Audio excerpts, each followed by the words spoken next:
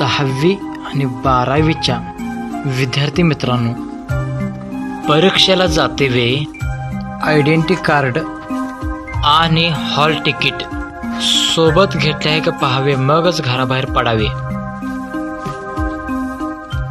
आणखी एक अत्यंत महत्त्वाची सूचना, एखादा विद्यार्थी ऑटो स्टॉप किंवा बस स्टॉपवरती ऑटोची किंवा बसची वाट पाहत असेल, त्याला आपण लिफ्ट देऊन मदतीचे सहकार्य करावे. कारण हा तुम्हाला झालेला छोटासा त्रास त्या विद्यार्थ्याचे आयुष्य उज्ज्वल करू शकते.